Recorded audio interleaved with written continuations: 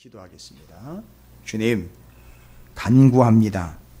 형식적인 기도와 의식적인 기도가 아니라 간절히 기도합니다.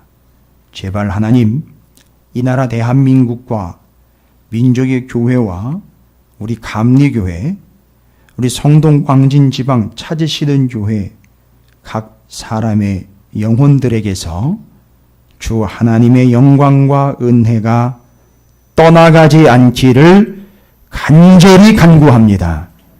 사람의 능과 힘과 의지와 뜻으로 되지 않을 이 일, 오늘 예배를 통해서 하나님의 은혜와 하나님의 뜻, 하나님의 영광이 각 사람에게 임하여 절대 떠나가는 일이 없도록 하나님께서 말씀으로 꽉 붙잡아 메어 주시옵시고 믿음으로 확증케 하여 주시옵시며 믿음의 증거로 나타나는 오늘 이 시간 이 자리가 되게 하여 주시옵소서. 떠나가지 마시고 머물러 주시고 떠나가지 마시고 함께하여 주시옵소서.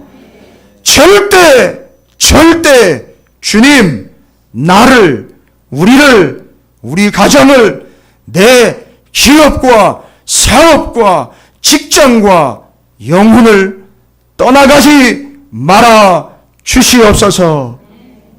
심지어는 주를 떠나간다 하는 자들도 있나이다.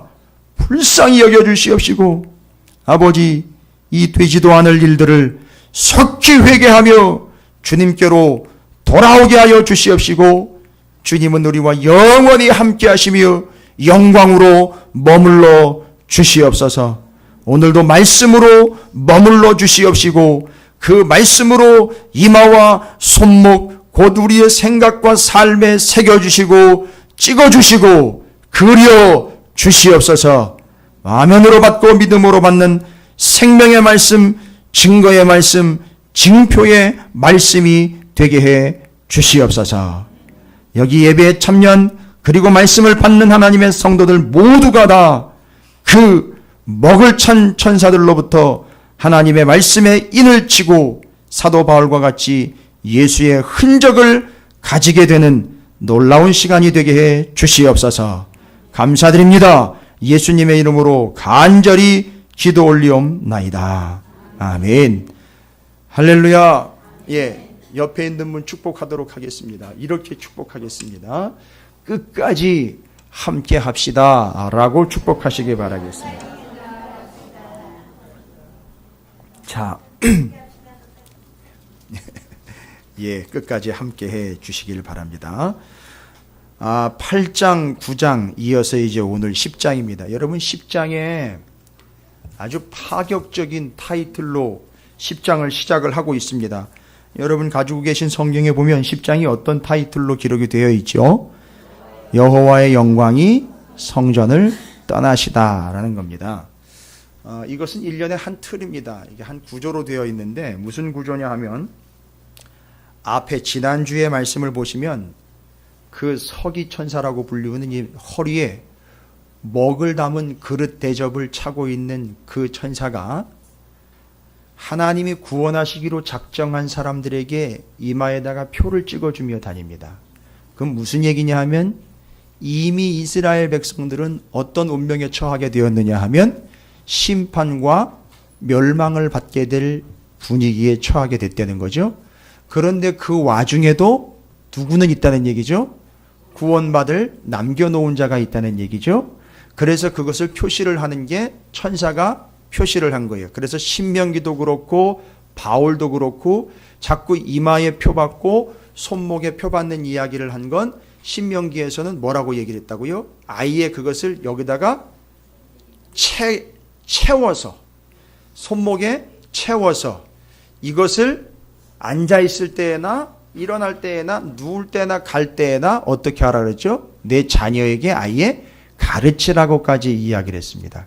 그 상징화된 행동이 바로 뭐냐 하면 새기는 행위입니다. 그런데 그 먹을 찍으러 다니는 천사는 뭘 보고 이 사람이 구원을 얻을 사람인지를 판단을 했느냐? 혹시 기억나십니까?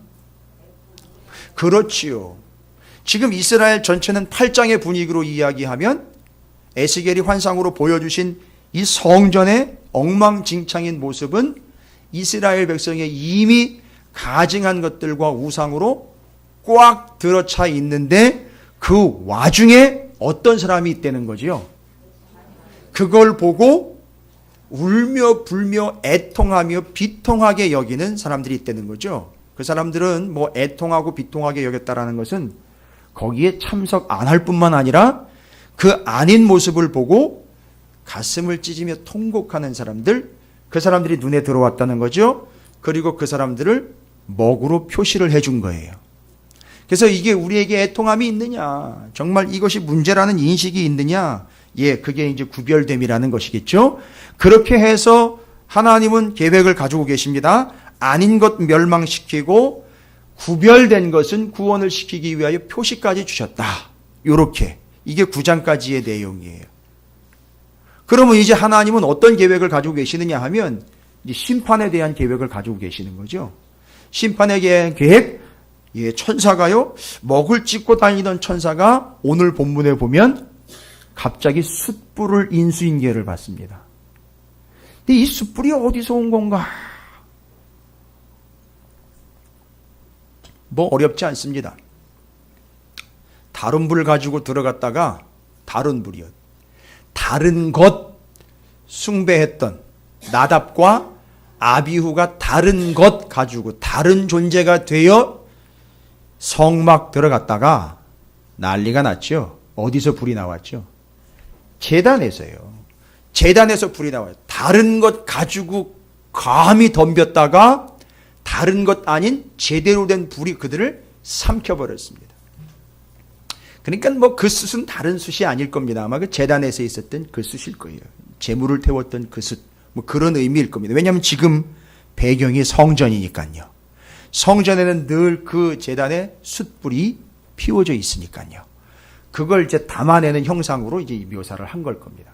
그런데 하나님은요, 이제 심판의 때가 이르러서 하나님이 독특한 행동을 하십니다. 때가 됐어요. 무슨 때가 되었느냐?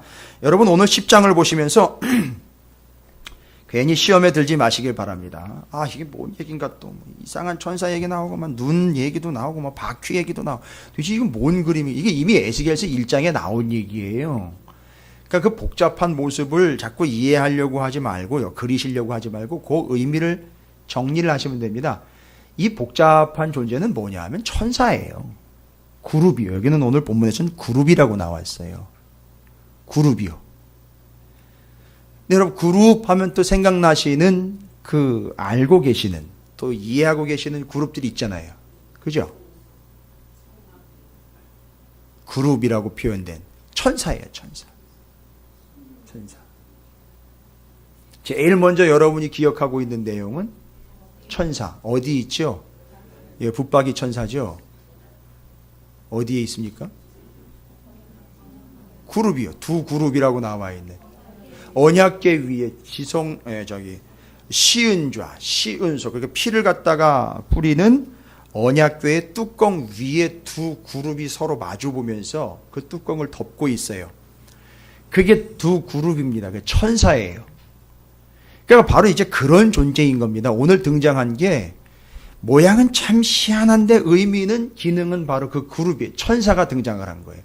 근데 이 천사는요, 천사 스스로가 무엇을 주관하여 일을 집행하는 존재는 아니에요. 하나님의 허락과 하나님의 조절함이 없이는 자기가 독자적으로 운행하지 않습니다. 근데 그 그룹들, 천사들 모양을 보니까 참 독특합니다. 바퀴가 있어요. 예, 콜택시예요. 쉽게 얘기하면 그거예요. 무슨 얘기냐면요, 뭐 웃지 마시기 바랍니다. 이거 콜그룹이에요. 콜그룹. 뭐예요? 하나님이 어떻게 한 거죠? 전화하신 거예요. 야, 나 데리러 와. 별로 제가 요즘식으로 표현을 하니까 여러분이 마치 대리운전 부르는 것처럼 이렇게 생각을 하시는 것 같은데 지금 그런 개념이 아니에요. 지금 제가 그룹 둘을 이야기했어요. 첫 번째 그룹, 지성소 안에 언약궤 위에 있는 그룹. 그 다음에 하나님이 그룹을 또 콜했어요. 그래가지고 요 그룹 바퀴 달린 그룹에서 콜그룹이요. 걸그룹 아니고요. 콜그룹은 어디에 지금 자리를 하고 있느냐 하면 성전 출입구 바깥에 문에 대기하고 있는 상태예요. 잘 그려보세요. 지성소 안에 있는 그룹은요, 왜 거기 있느냐 하면 하나님이 거기 임재하시면은요, 쇼파의 방석처럼 하나님을 떠받치는 완충 역할을 했던 천사예요. 그리고 하나님이 거기 임재하신다라는 것을 드러내는 상징적인 존재입니다. 지성소 안에 있었던 천사는요. 그런데 지금 오늘 에스겔서 10장은 8장, 9장 여러분이 다 아신다고 전제하면 다 쓸어버릴 거야, 멸망시킬 거야. 뭐 때문에 멸망되는 거지요? 멸망에 가증한 것과 우상으로 도배가 되어 있는 그들의 현실 때문에 정리 끝낸다는 거죠. 그리고 주님이 그 와중에도 살아남는 사람들 있다는 얘기죠. 그렇죠? 어떤 사람이 살아남습니까? 이건 아니야 라고 탄식하며 애통하며 비통하는 그 사람들이 표를 받게 됩니다. 그러면 그 표시를 보고 그 사람들은 남은 자로 구원을 얻게 됩니다. 간단한 거예요. 장면은 상당히 복잡한데 내용과 계획은 간단합니다. 그 와중에 구원시키고 그 다음에 이제 하나님은요. 하나님은 어떻게 되시는 거죠? 예, 이스라엘 백성들이 뭐 하면은요, 제사하고 이미 성막 지을 때부터 하나님은 왜 성막을 지으라 그랬습니까? 뭐 하기 위해서죠? 내가 너희와 함께 하기 위하여 성막 지으라고 그러고 거기에 임재하셨죠? 거기 계셨는데 그 천사가 쇼파가 돼가지고 거기 위에 앉아 계신 거예요. 그래서 그 지성소의 언약궤는요, 하나님의 보좌가 되는 거예요. 모양새가 그래요. 그런데 하나님이 누구를 부르셨습니까? 호출하셨습니까? 콜천사. 천사를 콜했어요. 이게 바퀴가 달려 있어요. 네 바퀴, 네 군데가 바퀴가 다 달려 있어요. 눈도 박혀 있어요. 그러니까 요즘 나오는 차로 이야기하면 차선이 바뀌면은요, 삐비빅 삐비빅 거리면서 신호까지 막 알려주고 알아서 감지하고 센서가 내장되어 있는 최고급 세단인 거예요. 잘 이해가 안 되시는 것 같아요. 제가 알기로도 그거 정도를 타고 다니시는 분은 안 계시는 것 같아서 그게 뭐 빈부의 격차를 이야기하는 건 아니지만 이제 이해를 돕고자 말씀드리는 내용이에요. 그 콜 천사가 하나님의 부름을 받아서 성전 입구에 와 있어요. 대기 중인 거예요. 그 안에 계셨던 하나님이 오늘 10장에 보니까 서서히 위치가 바뀌어요. 그 지성소에 계셨던 하나님이 뜰로 나오십니다. 뜰로 나오셨다가 성전의 동쪽 문으로 가십니다. 여러분, 성전 동쪽 문이면 오른쪽 문이라는 얘기예요. 오른쪽 문이 출입구예요. 당연하지요. 출입구 쪽에 뭐가 와 있죠? 천사가 와 있어요. 예, 맞아요. 콜 천사가 와 있는 거예요. 뭐 하려고죠? 하나님 모시고 가려고요. 하나님이 뭘 계획하신 겁니까? 나 이제 떠나련다. 나 이제 얘한테서 떠나련다. 나 이제 얘들한테서 떠나련다. 나 이제 여기서 떠나련다. 라는 거예요. 무서운 얘기입니다. 오늘 더러운 얘기이기 때문에 밥맛이 떨어지는 게 아니라 무서운 이야기이기 때문에 입맛이 없을 수도 있어요. 죄송해요. 매주마다 여러분 입맛 가지고 제가 왔다 갔다 좌지우지 얘기해서 제가 아니라 이건 말씀이 하는 건데 뭐 어쩌겠습니까? 아니, 하나님이 떠난다는데 밥이 들어갑니까? 하나님이 떠나간다는데야 먹을 게 들어갑니까? 잠이 옵니까? 더 심하게 얘기 드릴까요? 떠났을 수도 있어요. 떠나셨을 수도 있습니다. 그래서 우리는 그렇게 열심히 찬양을 합니다. 내 너를 버리지도 않으리라. 내 너를 떠나지도 않으리라. 약속하셨던 주님, 그걸 그렇게 불러 제껴요. 제발 떠나지 말라고요. 문제는요, 그건 우리의 의지와 바람으로 되는 일이 아니라 하나님의 전권이에요. 떠나실 수 있어요. 아예 대놓고 나 떠나겠다라고 이야기를 하셨어요. 콜천사까지 불러놓고 아예 입구에다가 대기시켜놓고 툭 하고 오르셔서, 자, 오늘 본문 모양새, 내용, 천사의 그 모습들, 그거 해석하려고 하지 마세요. 그거 포인트에서 벗어나는 거예요. 하나님이 분명히 오늘 10장 18절 그 지성소에 늘 임재하셨던 주님이 10장 18절입니다. 함께 읽겠습니다. 시작. 여호와의 영광이 성전 문지방을 떠나서 그룹들 위에 머물렀다 그랬어요. 그러면 그 그룹은요, 성전 문지방 입구, 그게 바로 앞에 지금 대기하고 있는데 하나님이 어디에 머물렀다 그랬습니까? 그 천사들 위에 머물렀다는 얘기는 그 차에 오르셨다는 얘기예요. 그러면 이제 주님이요, 출발, 이러면 끝나는 거예요. 가시는 거지요. 떠나가는 거지요. 근데 지금 그렇게 됐다는 거 아닙니까? 여러분, 어쩌다가 이런 일이 발생이 된 겁니까? 어쩌다가 하나님이 이렇게 떠나시게 된 겁니까? 다시 반복되는 이야기고, 다시 근원적인 이야기이고, 다시 본질적인 이야기예요. 어렵지 않고 복잡하지 않습니다. 어쩌다가 그런 일이 일어났고 그들 와중에도 그들 속에서도 그걸 탄식하며 애통하며 비통하게 여기는 사람들이 발생이 됐을 때 그들은 이마의 표를 받고 구원을 얻은 자가 됐으나, 하나님은 그들을 떠나시게 된 근본적인 이유가 무엇이라고 설명이 되어 있습니까? 예? 똑같은 이유예요. 지금 새로운 이유가 나온 게 아니고, 그 이유 때문에 멸망당할 자들, 구원받은 자들이 구분이 되었고 표까지 주셨고, 예, 일단락 됐어요. 그러니까 하나님은 여기서 이제 내가 떠나련다. 왜요? 거기에 뭔 소망이 있습니까? 거기에 지금 하나님만 계시는 게 아니라 뭐까지 다 들어와 있죠? 우상이요. 기억나는 우상 있으십니까? 담무스. 그 다음에 그 성전 안쪽에 벽에 있었던 각종 짐승, 곤충들의 우상들이 거기 싹 들어와 있습니다. 뭐 거기 계실 이유가 없겠죠. 그러니까 어떻게 버리는 거죠? 떠나시는 거예요. 이유는 분명하죠. 왜 거기를 떠날 수밖에 없는지. 자, 그러면 오늘 뭐 새롭게 다시 설명드릴 필요 없습니다.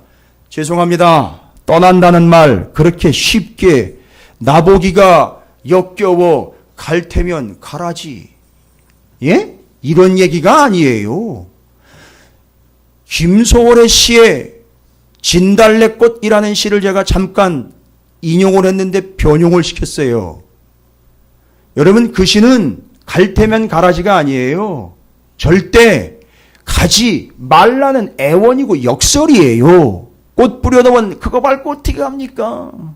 가지 말라는 얘기거든요. 애걸복걸하는 얘기인 거예요. 그런데 하나님은요, 그냥 떠나 버리십니다. 아이의 콜천사 딱 붙잡아요. 이거 콜천사 누구도 못 막습니다. 이건 교통순경도 못 막아요. 국토해양부인가요? 요즘에는? 국토교통부인가요? 예. 장관도 못 막아요. 대통령도 못 막습니다. 그냥 간다면 가시는 거예요. 떠나가시는 겁니다. 그 장면을 기록하고 있는 거예요. 에스겔서 10장은 하나님이 그 성전 그들을 떠나가는 이야기를 정확하게 기록을 한 거예요. 여러분, 긴장하십시오. 나는 뭐 내게서는, 나한테서는, 우리 집에서는 교만한 생각 버리십시오. 분명히 얘기하셨어요. 하나님이 왜 떠나시는지를 분명히 얘기하시고 분명히 또 보여주고 계세요. 나 직접 간다. 나 간다. 하면서 떠나시는 것까지 직접 그려놓고 있어요. 이유는 딱 하나예요. 거기 멸망에 가증한 것들과 우상 곧 하나님과 비교하여 하나님도 좋고 이것도 좋고 하나님하고 이것하고 이것저것 뒤섞어가지고 하나님 외에 더 높여놓은 것, 하나님보다 더 선호하는 것, 예, 맞습니다. 심지어는 자기 자신을 그렇게 우상화시켜가지고 자기의 잔뜩 들어차 있는데 거기 어떻게 계십니까? 하나님이 떠나십니다.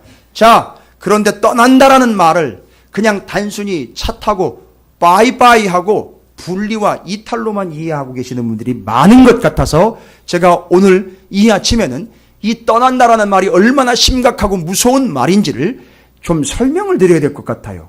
정말로 너무너무 자기식대로들 이해를 하고 있어요. 하나님 떠난다니까 나한테서는 그럴 일이 없겠지 내지는 에이 그러시겠어? 안 떠난다라고 약속하셨는데 그런데요. 약속은 하셨는데 약속이 이행이 안 되는데 어떻게 해요 이거. 그래서 이유는 딱 하나예요. 네가 뭘 잘했다 못했다의 개념이 아니라 같이 있을 수 없다라는 거 아니에요. 내가 너랑 같이 있을 수 없다가 아니라 내가 네 안에 우상들과 같이 있을 수 없다 이거 얘기 아니에요. 이해를 하시기 바랍니다. 여러분 사랑하셔요? 아니 하는데 여러분이 뭐 또 사랑합니까? 돈도 사랑하고 그것도 사랑하고 자기 부인 아닌 다른 것도 사랑하고 자기 남편 아닌 다른 것도 사랑하고 하나님 외에 더 높이는 게 있고 하나님보다 더 좋아하는 게 있는데 난 여기서 못 살겠다. 난 여기 같이 못 있는다. 이 얘기인 거예요. 됐습니까? 그래서 떠나신다는 얘기입니다. 그래서 하나님이 떠난다라는 말 그냥 쉽게 받아들일 얘기가 아니에요. 떠난다는 건 아주 총체적인 붕괴를 이야기하는 거예요. 하나님이 떠나면 나는 그냥 남는 것 같지요? 노 땡큐입니다. 내가 남는 게 아니라 전체적인 붕괴라고요. 떠난다라는 말을 그래서 이해를 하셔야 돼요. 떠난다라는 말은 히브리어로 야차라는 말입니다. 야차. 한번 따라해 보십시오. 야차. 문지방을 떠나서 그룹들 위에 머무르면 바로 출발해요. 붕 하고 출발하시는 거예요. 그냥 떠나가 버리십니다. 여러분 혹시 내 문 밖에 지금 이 콜천사 와 있는 건 아닌지 모르겠어요. 우리 2차 시den교회 그 문 앞에 지금 콜천사가 와 있는 건 아닌지 모르겠어요. 경계하십시오. 비관적인 게 아니라 경계해야 됩니다. 늘 경계를 해야 돼요. 근데 야차라는 말입니다. 야차. 야차라는 말은 히브리 원어로 모양새로 설명을 할게요. 야차라는 말은 이런 거예요. 일단 붕 떠요. 제자리에서 붕 떠가지고 쭉 나갑니다. 그러니까 붕 떠서 쭉 빠져나가는 거예요. 이게 야차예요. 이해가 되세요? 이게 떠난다라는 표현입니다. 붕 떠서 쭉 빠져나갑니다. 그런데 그 야차라는 말 안에는 더 깊은 의미들이 있어요. 떠나간다라는 말. 자, 그럼 하나님이 떠나가신다라는 말은 그 인생에게 어떤 일이 발생이 되느냐? 이거 중요한 겁니다. 떠나간다라는 말이 담고 있는 의미이기 때문에 하나님 만약에 떠나갔다라는 말은 그냥 단순히 나랑 하나님이 분리됐다가 아닌 거예요. 자, 그 야차라는 떠난다라는 말 안에는 첫 번째 어떤 의미가 있느냐? 이 참 무서운 얘기입니다. 이게 이해가 돼야 이제 그 신약 성경에 나와 있는 혈루병 앓는 여인 이야기, 출혈 멈추지 않는 사람들, 피 흐르는 이야기, 살이 썩어가지고 진물 나는 나병 환자 이야기가 그래서 이해가 돼요. 떠난다라는 말은요, 그 안에 뭐가 들어있느냐 하면 뭔가 지속적으로 계속 빠져나가는 걸 이야기를 해요. 떠난다라는 말이요.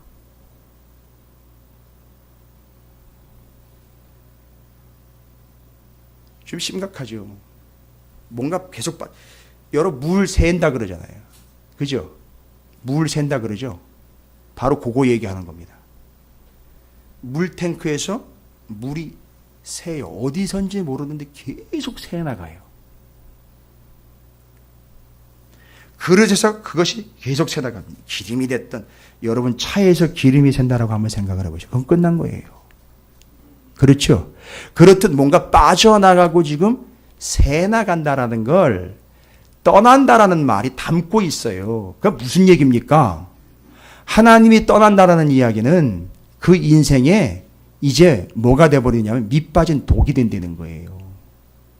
그래서 아무리 갖다 부어도 안 채워져요. 절대 안 채워집니다, 여러분. 그래서 왜 신약 성경 얘기를 했느냐면 바로 이 밑 빠진 독에 물 붓기 싫어 계속 피 빠져나오는 사람들 있죠. 혈루병 앓는 여인들, 살이 썩어가지고 진물 계속 흘러나와가지고 살 빠져나가고, 그러니까 살이 떨어져, 거죽 껍데기가 떨어져 나가는 나병 있잖아요. 떨어져 나가고 진물 나가지고 계속 빠져나오고 피는 계속 흘러나오고 혈루증 이야기. 그런데 놀라운 건 이 특별히 이런 질병을 가진 사람들이 누구를 만납니까?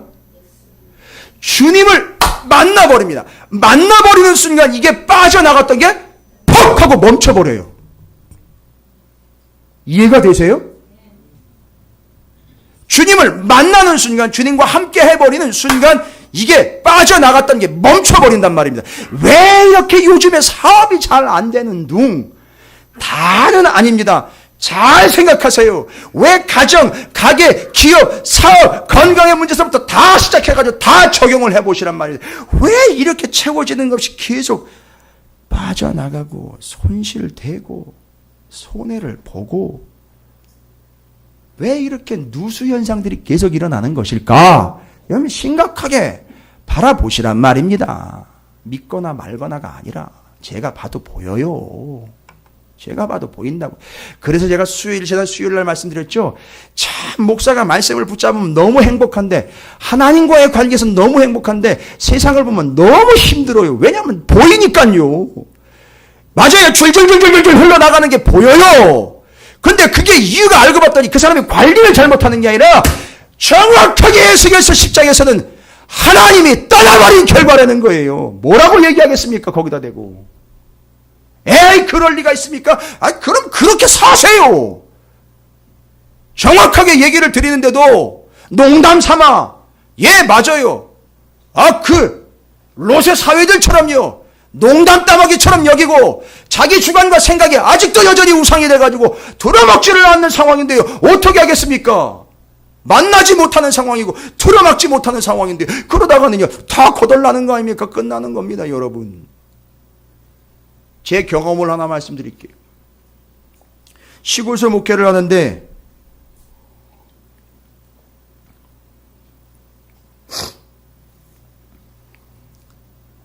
시골 교회 가보니까 교회 차가 하나 있더라고요. 교회 차인데 지금은 이제 폐차하고 없으니까 얘기 드릴게요. 다 썩었더라고요. 겨울이면 히터가 안 들어와가지고 그거 아십니까? 휴대용 가스레인지를 들고 다녔던 거예요. 차를 타고 가는데 발밑에서 뭐가 퍽 하고 올라와 연기가 올라와가지고 뒤에 가족들 다 타거든요. 쟤들 지금 둘 다 아주 어렸을 때예요. 태어난 지 얼마 안 되고 이럴 때 제 아내랑 뒤에 태워가지고 가고 있을 텐데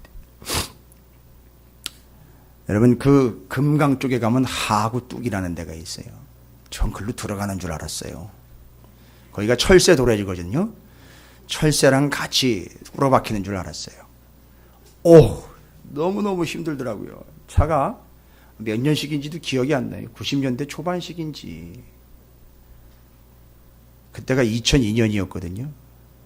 2002년 90년대 초반식이었던 것 같습니다. 이름은 특정 상표를 제가 폄하하려고 하는 게 아니라 워낙에 오래됐기 때문에 말씀드리는 거예요. 베스타라는 그 K자동차에서 나온 그 유명한 차예요. 그거 처음에는 참 잘 나갔던 차인데 워낙에 오래되니까 다 썩어가지고선 그런 일이 그래가지고 정비소에 들어갔어요. 정비소에 들어갔는데 정비소에서 역시 이것도 특정 정비소를 제가 폄하하려고 하는 얘기는 아닙니다. 정비사가 실수를 했어요. 엔진 오일과 다 바꿔놓고 오일 싹 갈았는데 이놈의 정비사가 그 엔진 오일을 바꾸고 난 다음에 밑에 탱크에 이게 볼트를 꽉 조였어야 되는데 집에 다 가기도 전에 충남 서천에서 한산면까지 오래 걸리지도 않아요. 한 15분이면 들어갑니다. 한산 못이 유명한 동네예요. 그래서 제가 한산 영광교회에서 목회를 했었어요. 근데 거기 가기 전에 반도 채 가기도 전에 차가 서버렸어요. 그런데 이걸 어떻게 알고 이 사실을 어떻게 알고 정비소에서 사장님이 쫓아왔어요. 어떻게 알았을까요? 정비소 입구서부터 기름이 새가지고 졸졸졸졸졸 그걸 보고 뒤늦게 쫓아온 거예요. 사장님이. 그리고 기름은 다 빠져나가고 차는 완전히 멈춰버렸는데 그제 사장이 쫓아온 거예요. 그때 쫓아오면 뭐합니까? 자기가 정비를 잘못해놓고서. 그리고는 자기가 잘못했으면 인정을 해야 되는데 인정을 안 하더라고요. 뭐 다른 게 문제가 있었고 자꾸 딴소리를 하더라고요. 자 그때부터 사람을 좀 불신하는 게 좀 생겼어요. 잘 보십시오. 이게 싹 빠져나가니까 완전히 소위 말하면 자동차로 이야기하면 완전히 퍼져버렸습니다. 그때부터 폐차 수준이 돼버렸어요. 정말 그 시골교회 차 하나가 얼마나 소중한 건지 여러분 모르시죠? 정말 소중합니다. 정말 잘 먹고 잘 사는 큰 교회들 진짜 제가 그때 욕 많이 했어요.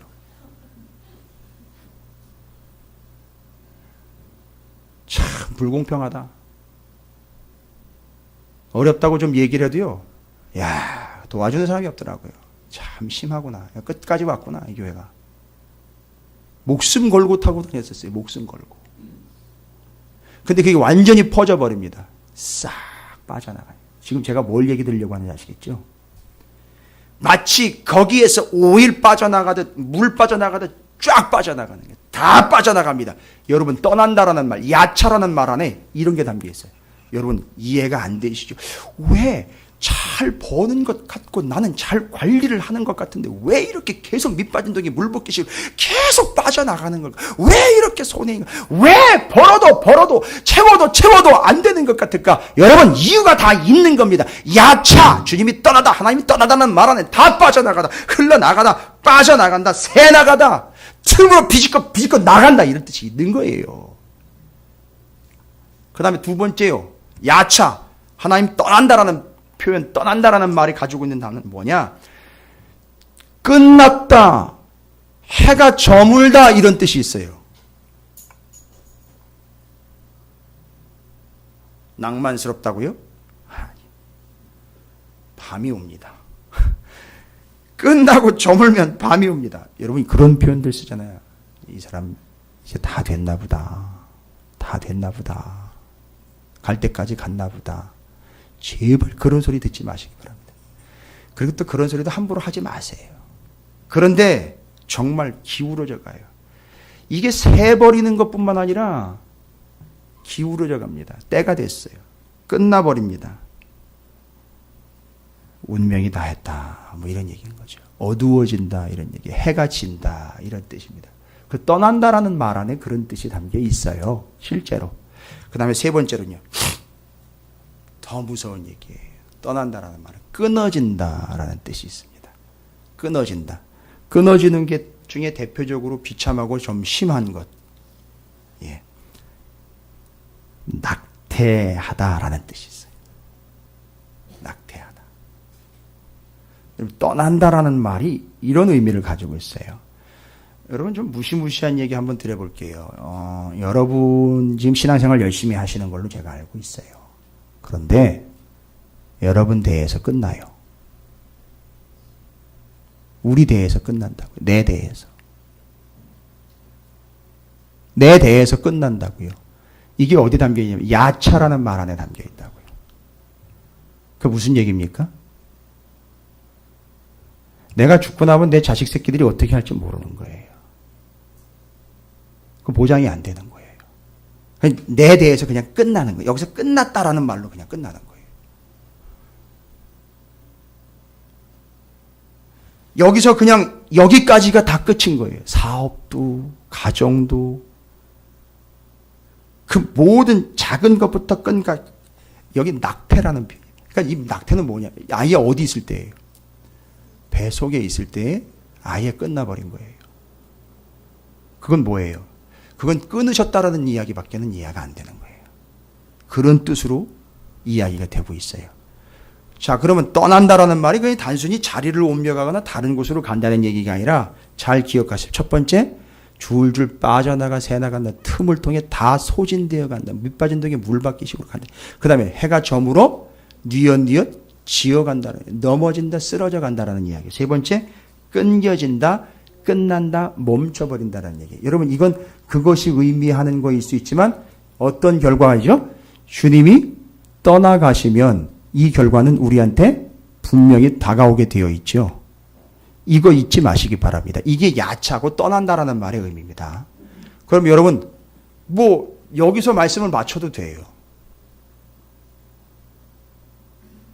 그리고 여기서 말씀 맞추고 여기서 지금 밥 먹기 전에 떼굴떼굴 굴르면서 하나님 예? 떠나지 말아주세요라고 떼굴떼굴 굴러야지요. 지금 이게 장난이 아닙니다. 지금 우리에게 펼쳐진 현실이 장난이 아닙니다. 주님이 떠나가시면 이런 현상들이 금방 나타납니다. 심지어는 우리 가운데 이런 현상이 지금 지속되고 있는 이들이 있을 수도 있어요. 미안한 이야기지만 교단도요. 아무리 큰 교단이고 안정적인 교단일지라도 교단도 지금 이런 상태일 수 있어요. 어느 가정, 어느 기업, 어느 사업이 됐든 누가 됐든 어떤 상황이 됐든 이런 컨디션 가운데 있는 존재도 있을 수 있어요. 지금 바깥에서는요, 콜천사가 지금 대기 중에 있는 상태가 있을 수 있습니다. 심지어는 그것이 이미 첫 번째 정거장을 지나가고 있는 상황도 있을 수 있어요. 이미 이전에 훌쩍 떠나가 버린 경우도 있을 수 있어요. 왜요? 보니까요, 이 세 가지 예가 정확하게 맞아 떨어지는, 나한테 다 이루어지고 있어요. 여러분, 정확하게 파악하십시오. 저는 여러분에게 그냥 제시를 해드릴 뿐이에요. 여러분 판단하고 싶지도 않습니다. 여러분에게 제시를 해드립니다. 그렇다면 여기서 말씀을 끝낸다면 우리는 여기서 밥을 못 먹는 한이 있더라도 떼굴떼굴 굴러가며 하나님 떠나가시면 안 됩니다. 그리고 표를 받기 위해 애를 써야 됩니다. 야, 이건 아니지 하면서 애걸복걸하면서 그 가증한 것과 우상들로 인하여 비통하며 애통함이 우리 가운데 있어야 됩니다. 절대 떠나가지 말아 주십시오라고, 하나님 절대 떠나가지 말아 주십시오라고 붙잡고 매달려야 되는 거예요. 여러분, 떠나가시면, 움직이시면 끝나는 겁니다. 바로 그 쉬운 자요, 거기 지성소에서 뜰로 왔다가 뜰에서 문으로 가시고 그 콜천사 위로 턱 타고 올라가시면 그냥 붕 하고 가버리시는 겁니다. 여러분, 붙잡으셔야 돼요. 가시지 말라고요. 떠나시지 말라고요. 여러분, 어떻게 하시겠습니까? 예? 여러분, 이 상황에서 어떤 방법이 있을 수 있을까요? 제가 오히려 좀 여쭤보고 싶습니다. 이런 상황이라면 여러분 어떻게 하시겠습니까? 예, 무슨 방법이 있을까요? 아직 감동이 별로 없으신 것 같아요. 자, 그러면 저를 놀라게 한 이제 이 말씀의 2탄으로 넘어갑니다. 여러분, 이게 신약 성경에 나와 있는 거 아세요? 이 장면이 해석이 돼서 누가복음 11장에 이 장면이 다 정리가 돼가지고 각본과 시나리오가 잘 정비가 돼가지고 다시 새로운 이야기로 정리가 되어 있는 내용이 있어요. 누가복음 11장 14절을 한번 가보십시오. 그럼 제가 거기 가서 설명을 좀 드리겠습니다. 누가복음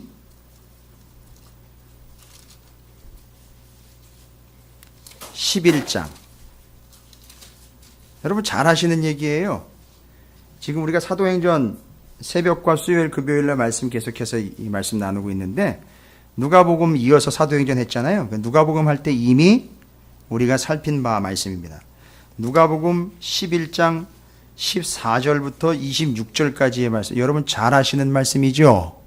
제가 읽어볼 테니까 기억 한번 떠올려 보세요. 예수께서 한 말 못하게 하는 귀신을 쫓아내시니 귀신이 나가매 말 못하는 사람이 말하는지라. 무리들이 놀랍게 여겼으나 그 중에 더러는 말하기를 그가 귀신의 왕 바알세부를 힘입어 귀신을 쫓아낸다 하고, 또 더러는 예수를 시험하여 하늘로부터 오는 표적을 구하니 예수께서 그들의 생각을 아시고 이르시되 스스로 분쟁하는 나라마다 황폐해지며 스스로 분쟁하는 집은 무너지느니라. 그러니까 이 이야기가 이해가 안 되면 구약 성경의 성전 안에 누구와 누가 함께 있었다는 얘기죠.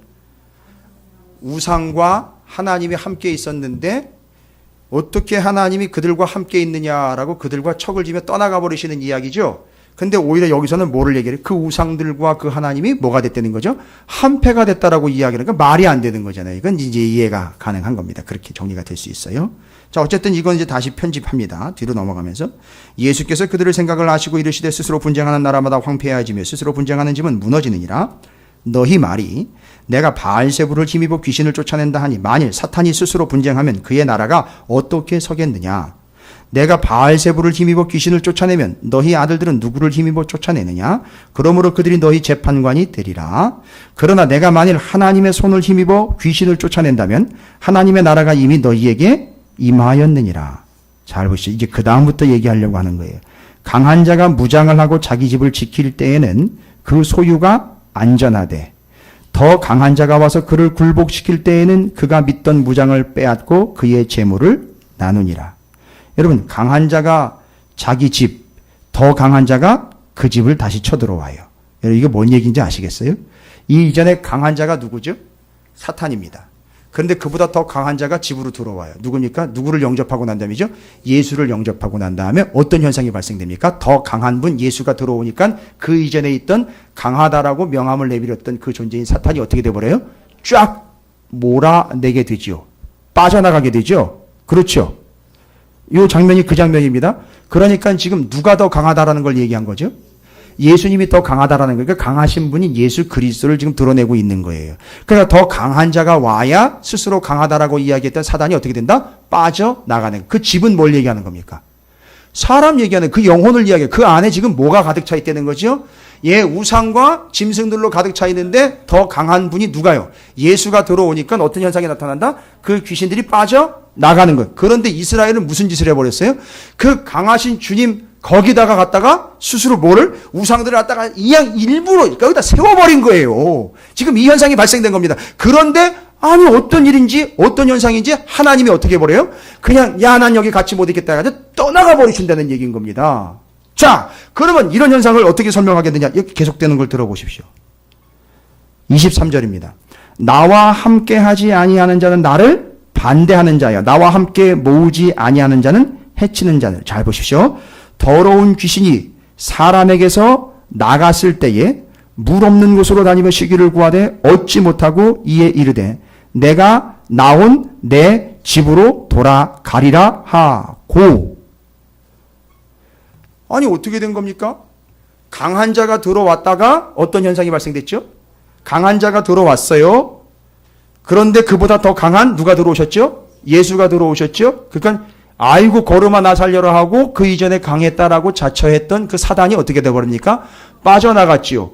그런데 이 빠져나간 귀신이 어디로 갈까 다니다가 다른 데를 찾아가면 되는데 다시 옛날에 자기가 있었던 데를 이렇게 힐끗 봤더니만 무슨 일이 발생됐어요? 가서 보니까 25절 그 집이 어떻게 됐다 그래요? 청소되고 수리되었거늘이라고 나와 있어요. 이걸 제가 누가복음 할 때 잠깐 얘기 드렸는데 청소가 되고 수리가 되었다. 청소가 됐다는 이야기는 여러분 잘 보십시오. 지금 이 모양새는 분명히 그 전에 강했던 사탄이 있다가 더 강한 주님이 들어왔는데 그 전에 사탄이 물러나가 그리고 딱 봤더니만 청소가 되고 수리가 되어 있는 상황인데 뭐도 안 계셔요? 예수님도 안 계신 상황이에요. 보니까 예수님도 없어요. 왜냐하면 자기가 그것 때문에 쫓겨나왔잖아요. 근데 예수님도 안 계셔요. 그리고 집이 어떻게 됐어요? 잘 청소가 되고 수리가 됐다라고 표현을 하고 있어요. 여러분 이게 그 중요한 단어예요. 청소가 되고 수리가 됐다라는 걸 여러분은 뭐 인테리어 쪽으로 생각을 하시는데 여러분 오해하지 마세요. 착각하지 마세요. 그런 시시한 단어가 아니에요. 지금 이게 청소가 되고 수리가 됐다라는 말이요. 코스메오라는 말이에요. 여러분 코스메오 뭔지 아세요? 코스모스로부터 왔고 코스메틱이요. 예? 여자분들 다 아시잖아요.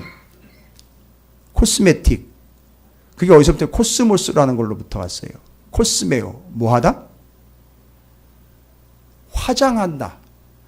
꾸민다, 단장한다라는 말이에요. 그게 뭘로부터 왔느냐? 코스모스, 세상으로부터 왔다는 거죠. 그러니까 여러분들 이게 여성분들 오해하지 마시기 바랍니다. 화장을 폄하하거나 또 오해의 소지가 있어서 이야기 드리는 게 아니에요. 뭔 얘기입니까? 여기 수리했다라는 말은 코스메오, 곧 세상의 것으로 그 집을 뭐 했다는 얘기죠? 꾸몄다는 얘기예요. 이 집이요. 아니 그러면 그 전에 귀신 떠나갔고 주님이 반드시 계셨을 텐데 어떤 현상이 발생된 거죠? 주님이 어떻게 됐다는 거죠? 떠나신 거예요. 그리고 그 집은 지금 그 사람이 뭐 하고 있는 거죠?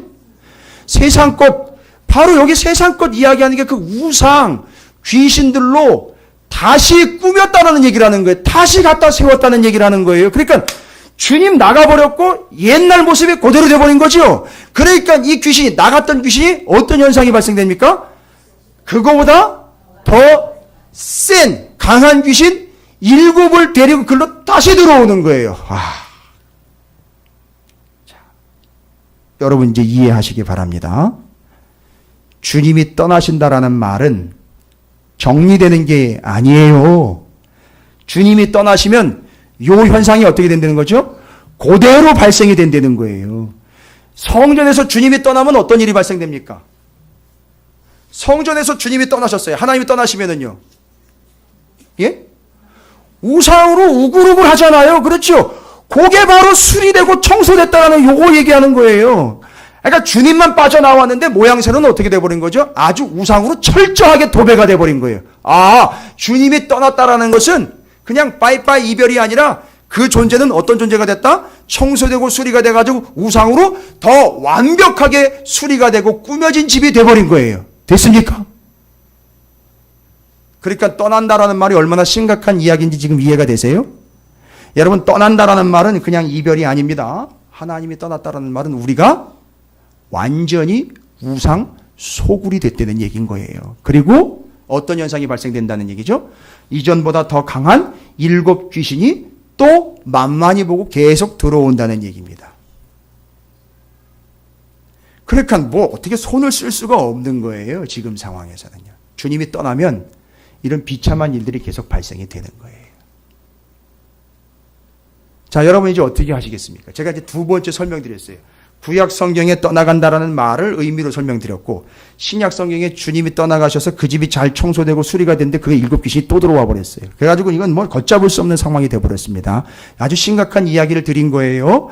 그러니까 주님이 떠나가시면 안 되는 거예요, 여러분. 떠나가시면 안 된다고요. 그러면 뭐 말로만 안 된다라고 이론적으로나 이야기하고 내가 안 된다라고 이야기를 해야지 또 내가 또 다른 얘기하면 다른 사람들이 보고 있는데 또 눈치 보면서요. 적당히 또 떠나가시지 않은 척도 해야 될 것 같고 주님이 나랑 늘 함께 계시는 것 같아야 되니까 이렇게 척해야 되고 또 경건한 척도 해야 되고 주님이 늘 나와 함께 하시는 것처럼 흉내도 좀 내봐야 되고 막 이러잖아요. 골치 아프지 않습니까? 그런데 실상은요. 주님 떠나가고 그 안에 우상으로 가득하고 있는 거예요. 우상이 뭐라 그랬어요? 하나님 말고 더 여기고 더 좋게 더 높게 여기는 거 있잖아요. 다 그거요. 아니라고 하지 마세요. 제발 저한테 그런 분으로 저를 쏴보시면서 아닌 척하지 마세요. 제발이요. 제가 이제 질려버렸어요. 다른 교회도 그렇고 아주 성도들이 아닌 척하는 거 아주 질려버렸습니다.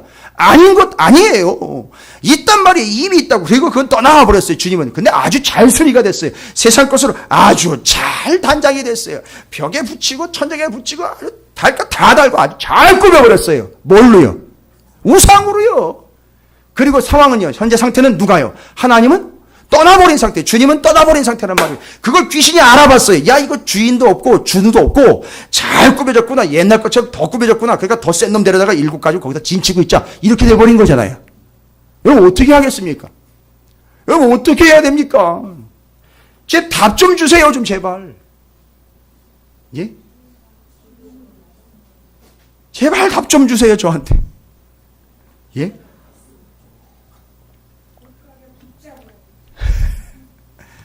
목사님 말씀 준비 안 하셨어요? 왜 우리한테 답을 달라고 그래요? 우리가 답을 얻으러 왔는데 여러분 그 답이 어디 있느냐 하면 누가복음 안에 답이 있어요. 누가복음 안에 답이 있습니다. 여러분 상당히 중요한 이제 대답을 여러분에게 이제 드려야 됩니다. 맞아요. 지금 권사님 얘기하신 것처럼 떠나가시면 안 돼요. 절대 여러분 놓치시면 하나님 떠나가시도록 하면 안 됩니다. 근데 왜 떠나가신다 그랬습니까? 그렇잖아요. 바로 그 우상의 문제 때문인 거예요. 우상은 여러분이 아무리 불상에다가 절을 안 하고 우상에게다가 절을 안 한다고 우상이 아닌 게 아니라 내 안에 하나님보다 더 의지하고 더 생각하고 의존하는 게 있으면 그건 우상인 거예요. 다시 한번 말씀드려요. 여러분이 자꾸 오해하거나 다른 소리 할 것 같아가지고 얘가 말씀드리는 거예요.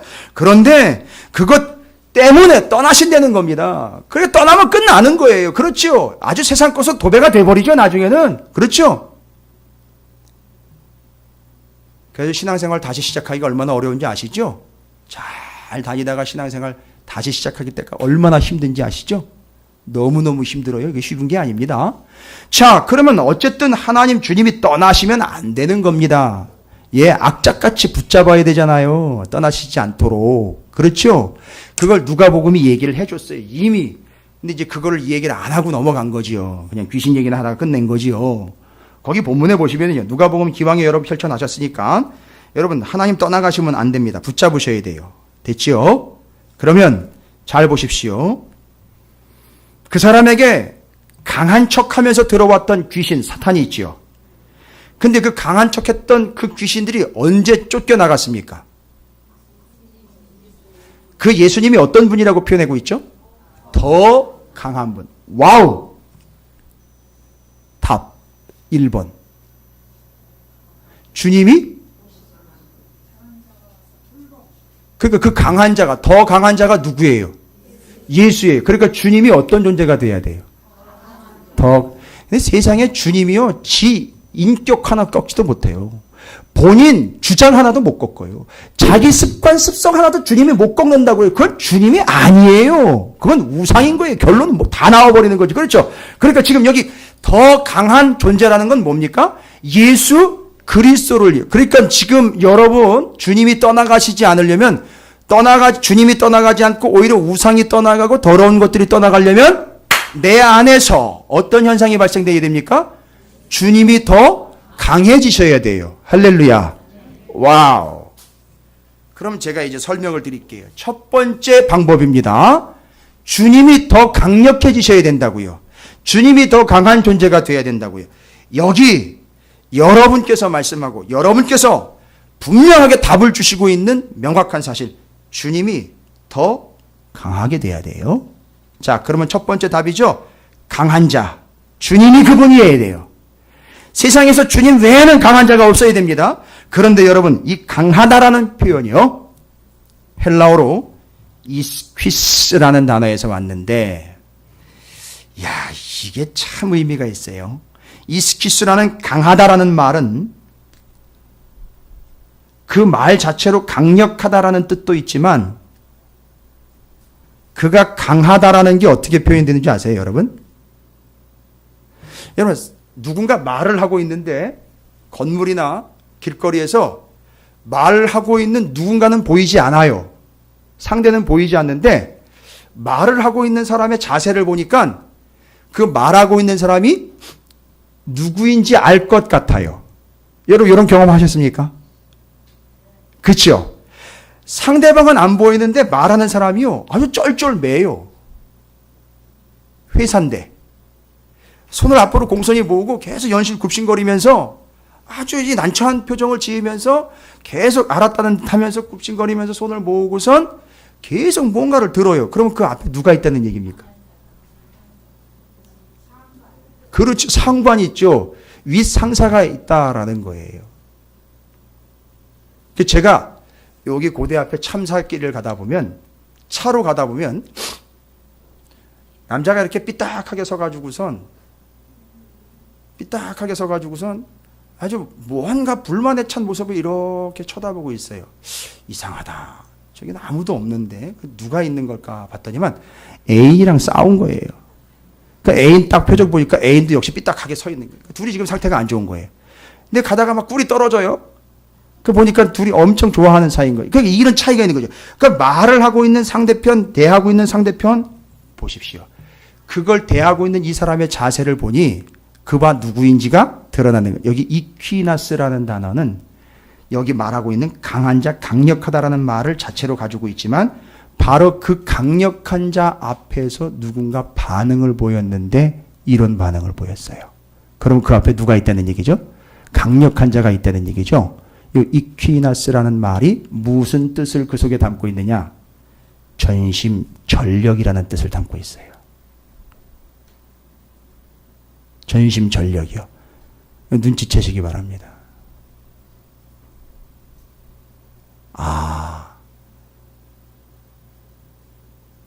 내 안에 주님이 더 강하신 분으로 존재하고 있다면 그 주님께 뭐가 된다?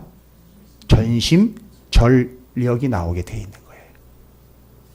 그러니까 여러분, 아무리 입으로 그냥 주님 떠나지 말아주세요, 뭐 가시면 안 됩니다. 입에 침이나 좀 바르고 얘기를 하지. 그래봐야 소용이 없어요. 말로 해봐야 되지 않는 얘기입니다. 주님이 가장 강력한 분이 되어야 떠나시지 않고 다른 것들이 왔다가 오히려 그것들이 떠나가 버리게 되겠죠. 그럼 주님이 가장 강력한 분이 되어야 되는데 바로 그 조건이 뭐냐 봤더니만 주님을 가장 강력한 분으로 인정해야 될 거 아닙니까? 주님을 가장 강력한 것으로 인정하는 첫 번째 태도가 뭐냐? 그 사람이 주님께 뭐 하더라는 거죠? 전심전력하더라는 거예요. 여긴 이론의 여지가 없습니다. 지금 여기 누가복음 11장의 귀신 이야기와 주님 이야기가 완벽하게 대조가 되면서 잘 수리되고 청소되었던 이 이야기가 완벽하게 우리한테 얘기하는데 주님도 떠나가 버린 상태예요. 그러니까 뭐 하지 않았다는 얘기죠? 주님이 강력한 분이 되지 않은 거예요. 여러분, 우리의 삶에 주님은 강력한 존재가 더 이상 아닌 거예요. 왜요? 우리가 뭐 하지 않고 있으니까요. 그 주님께 전심전력하고 있지 않다는 거예요. 여러분, 제가 그냥 도덕적인 설교를 드리는 게 아니에요. 그냥 주제 설교 드리는 게 아니에요. 지금 본문 가지고 본문에 나와 있는 걸 쥐어짜가지고 파내가지고 보석을 캐내듯 여러분에게 이퀴스라는 이 단어가 얼마나 중요한 단어인지를 여러분에게 지금 강조하고 있는 거예요. 이스퀴스. 이스퀴스. 아주 강력한 단어 이스퀴스. 익스큐즈가 아니에요. 이스퀴스예요. 아유 주님 죄송합니다. 좀 양해 좀 해서 지금 빠져나가는 게 아니라 이스퀴스. 주님께 전심 전력을 다할 때 주님은 나에게 가장 강력한 분이 되시고 가장 강력한 분은 절대 떠나지 않습니다. 그게 차이인 거예요. 여러분 한번 따라해 보실까요? 이스퀴스. 주님은 나에게 그냥 따라 하시라고요. 주님은 나에게 가장 강력하신 분. 이스퀴스예요. 그렇죠? 왜 그렇게 됐는지 아세요? 야, 나 가장 강력해 라고 주님이 배를 딱 내미시면서 목 쫙 빼시면서 주님이 주장하시는 게 아니에요. 누구예요? 주를 믿는 사람이 그 분께 뭐 합니까? 전심 전력하니까 주님이 제일 강력한 분이 되신 거예요. 그러니까 떠나가시지 않는 겁니다. 할렐루야. 전심 전력하십시오. 그게 여러분의 삶을 윤택하게 하거나 풍요롭게 하는 기복이 아니에요. 주님이 주님 되게 하는 거예요. 주님이 가장 강력한 분이 되시는 겁니다. 할렐루야. 제가 일주일 내내 이거 가지고 씨름했는데 정확하게 답을 얻어버렸어요. 누가복음 11장에서 정확하게 왜 귀신은 우글우글대고 우상은 우글우글대고 되려 주님이 떠나가 버리면 완전히 그냥 우상으로 데코레이션 된 거 아니에요. 실내 장식에 다 뭐로 된 거인가? 우상으로 돼버린 거잖아요.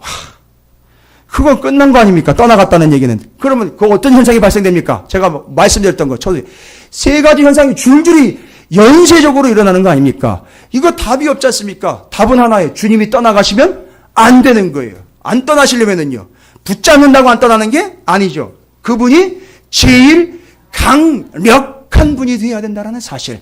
그분은 스스로를 강력하다라고 외치며 오시는 분이 아니라 우리를 통하여 강력한 분이 되셔야만 되는 거예요. 왜요? 우리 안에 계시니까요.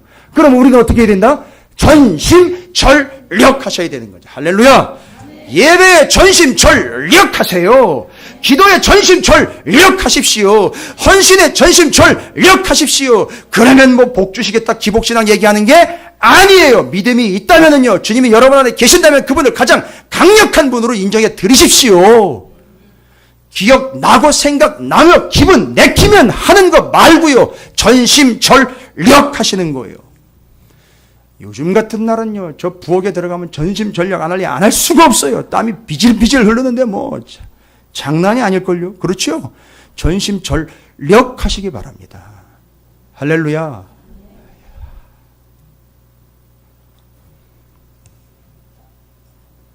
두 번째로요.